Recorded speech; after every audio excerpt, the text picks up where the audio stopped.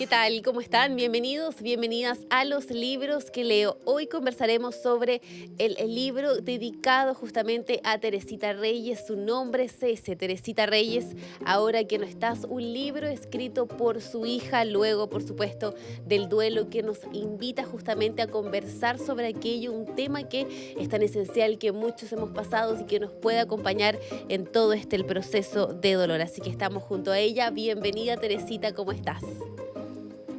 Gracias, Florencia, les agradezco estar aquí con ustedes. Me siento muy contenta que me hayan invitado a este espacio y me encanta saber que hay espacios dedicados a los libros, que es tan importante. La lectura llega a ser un punto de resistencia hoy en día con la inteligencia artificial hay muchas personas que para desintoxicarse de las redes sociales leen. Yo soy una de ellas. Entonces, cada vez los libros agarran cada vez más importancia, incluso como una especie de volver a la raíz de cómo utilizar el cerebro de forma más análoga, más a largo plazo. Así que los felicito por tener este espacio. Muchas gracias, Teresita, por eso. Justamente es el motor de este programa, incentivar mucho más la lectura, la literatura y sobre todo con autores nacionales como es el caso tuyo. Y este tremendo libro que me encantó, me cautivó, te lo decía al principio, muchos hemos pasado por procesos de duelo y este libro sin duda que acompaña. Pero ¿cómo llega justamente ese momento? ¿Cómo sentiste que era ese el momento justo de escribirlo y no otro? Lo que pasa es que no fue una decisión, no hubo nada pensado ahí, no hubo nada planificado. Yo nunca pensé que iba a escribir un libro en la vida sobre la muerte de mi mamá, porque ni siquiera sabía que mi mamá se iba a morir, Claro. Nadie de nosotros lo sabía. Entonces, cuando pasó todo lo que pasó, estuvimos 24/7 en la función ahí de estar con ella, sobre todo yo, que me podía por términos logísticos estar ahí, también por la relación que tuve con ella. Y cuando ella falleció, vinieron los funerales, otro montón de cosas donde tú estás ahí automático, más básicamente funcionando. Haciendo miles de trámites que también tiene el momento. Y resulta que esa noche pasamos a comer algo con mi hermano, nos fuimos a dormir a la casa de mi mamá, la casa grande, donde yo vivía en la cabañita al lado un tiempo. Cada vez que la cuidaba me iba para allá. Y desperté al día siguiente y como que mi cuerpo todo empezó a escribir, porque no sé, es súper cliché lo que siempre se dice, que a uno le llegan como los libros. Claro. Yo simplemente no dije voy a escribir un libro, yo seguía hablando con ella, pero seguía hablando de una forma que se notaba que tenía que escribirlo, porque empecé a conversar con ella. No sé si viste ahí en el libro, cuando comienza el diario, él abre, tu ventana ya no responde, es el texto fundacional, es la forma natural que nació seguir hablando con ella cuando yo le digo a ella que no quiero abrir los ojos, porque no quiero pasar por la ventana, no quiero darme cuenta que ella no está ahí. Entonces seguí hablando con ella y me di cuenta que todas estas palabras empezaron a nacer de una forma que tú puedes identificar, que van más allá de los pensamientos. No son solamente pensamientos, son frases literarias que tienes que empezar a escribir. Entonces empecé a escribir,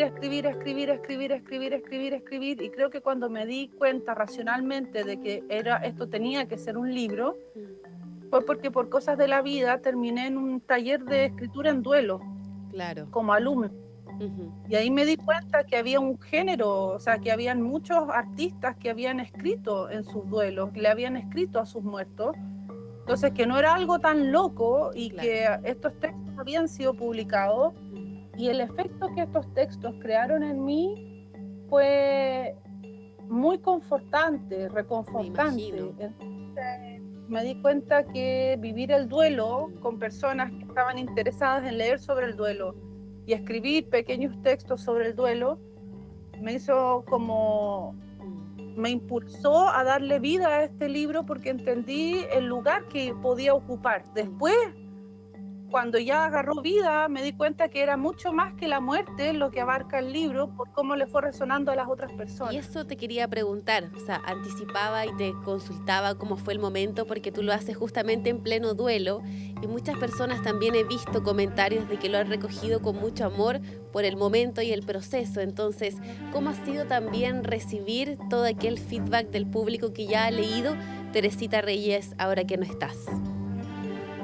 Ha sido súper loco, porque me he dado cuenta que cada persona es como un recipiente que tiene un color diferente. Entonces el libro, cuando se mezcla con el color de la persona, aparece Claro. otra cosa. Entonces, algunas cosas que recuerdo de los montones que me han llegado. La mamá de una ex compañera de colegio me dijo que ella al leer el libro, primero que como me conocía, le daban ganas de abrazarme, porque Claro. hay mucha gente que le dan ganas de consolar a la otra persona, sí, porque tú le estás mostrando tus dolores más profundos. Pero me dijo que se había identificado y que había mirado cómo era su relación con su madre, y luego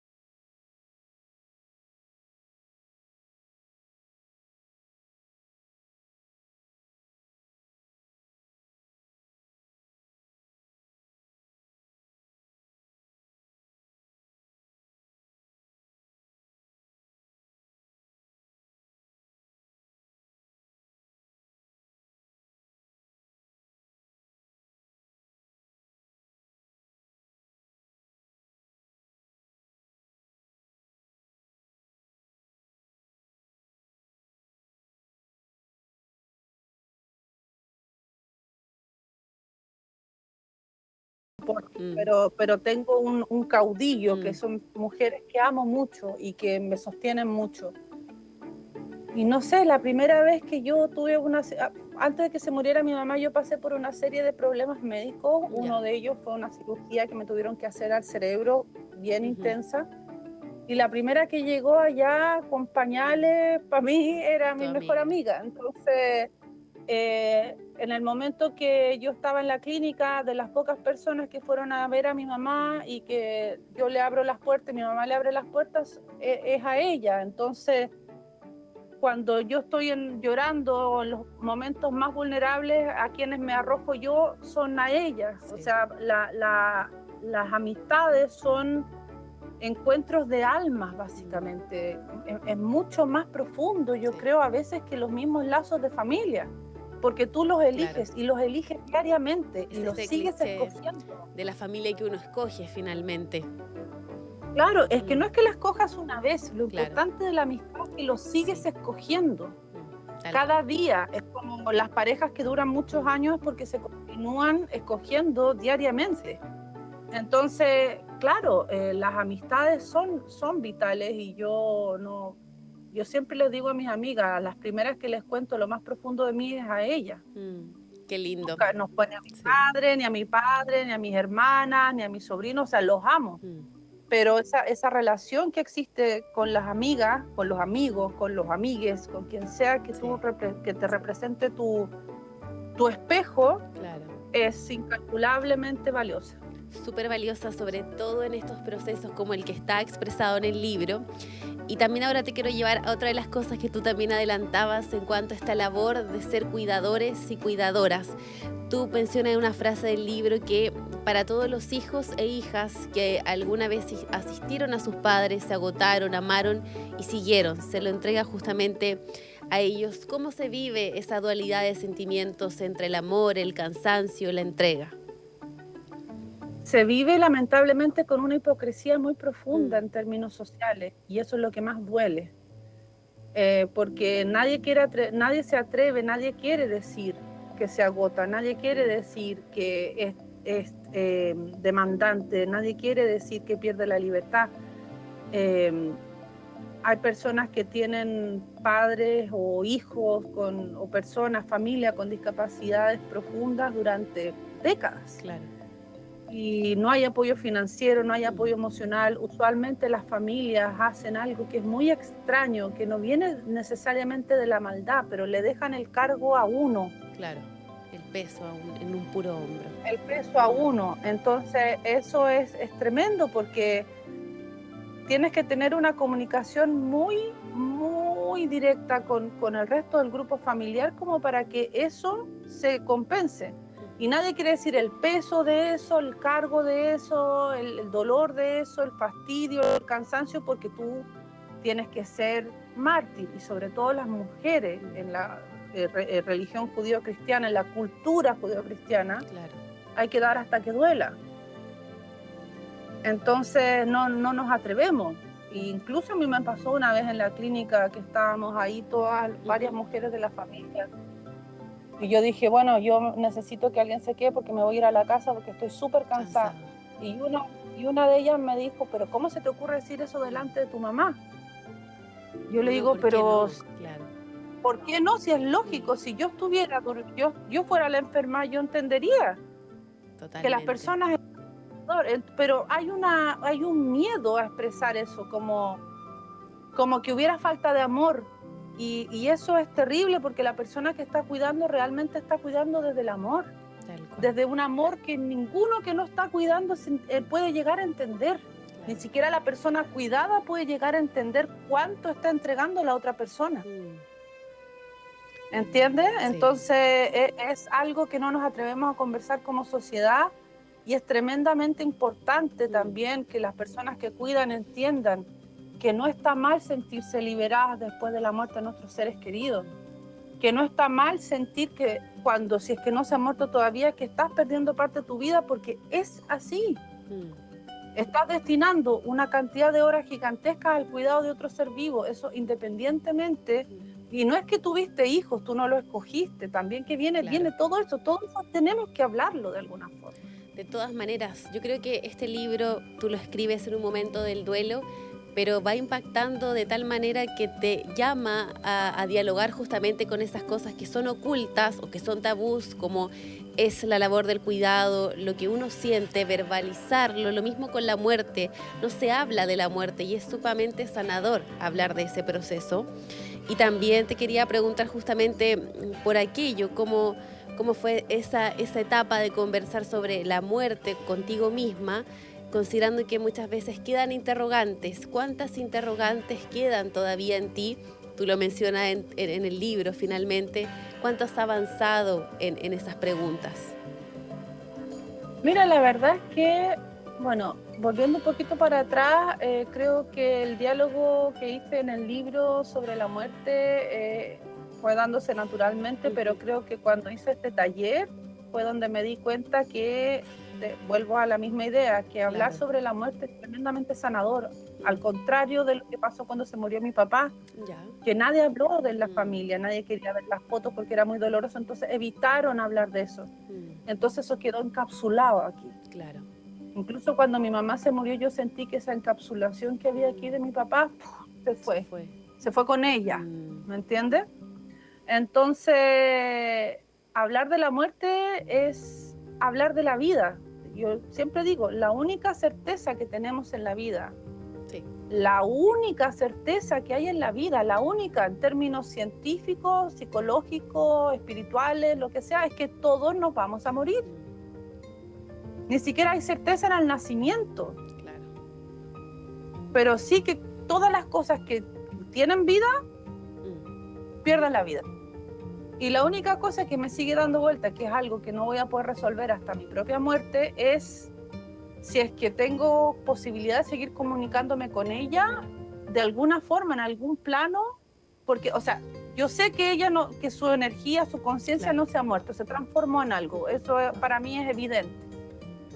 Pero mi pregunta es si es que estos esfuerzos comunicativos son una proyección de mi cerebro, una proyección de mi alma, una comunicación con un recuerdo, o realmente existe un puente que uno pueda todavía tener en algunos momentos de la vida algún tipo de comunicación. Eso es lo que todavía no logro dimensionar, porque no se me aparecen sueños, algunos sueños son sueños, y otros sueños yo los siento como medios mensajes, pero tampoco estoy segura.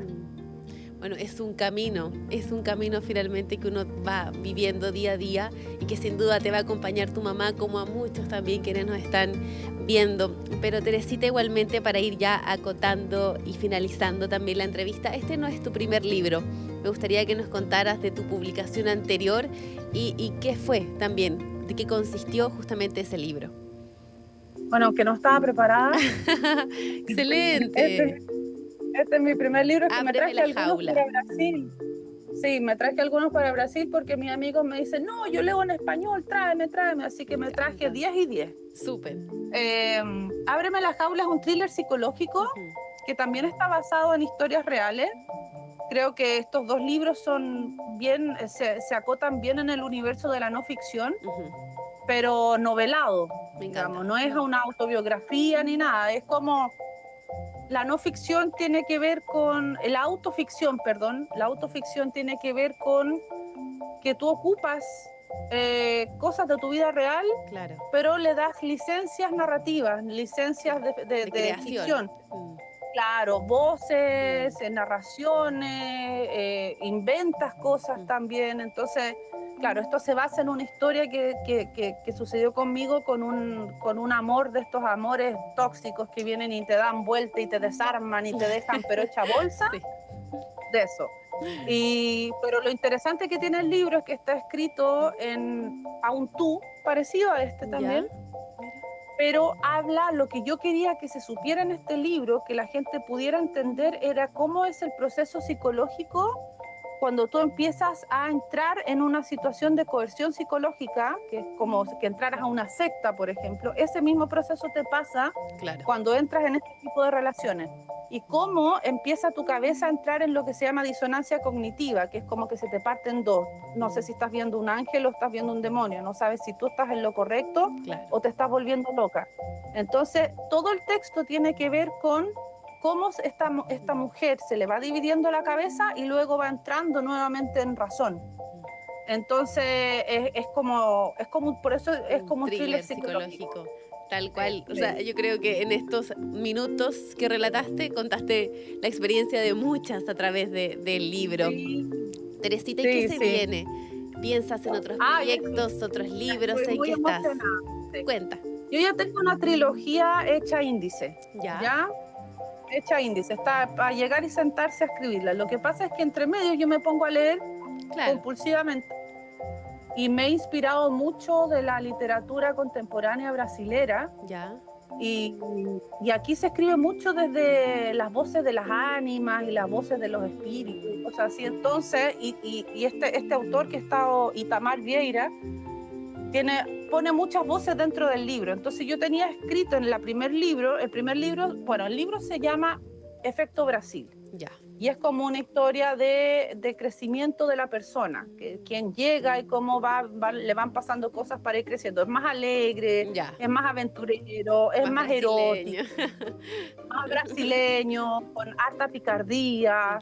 Y claro, tenía 80 páginas escritas, pero después de leer estos libros me he dado cuenta que tengo que meterle mano. Entonces ahora empecé un proceso de reescribir esas 80 páginas y ya yo creo que ahí ya me va a salir el primer libro. De aquí a unos 6 meses voy a estar ya conversando con editoriales porque está súper interesante esta mezcla que estoy haciendo.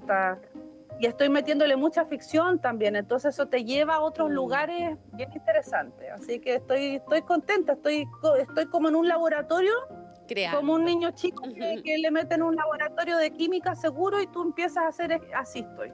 Teresita, muchas gracias por esta conversación, la disfruté mucho, yo creo que quienes están viendo también, así que gracias por estos minutos, contarnos de ti, de tu proceso y de todo lo que se viene en tu vida en este momento.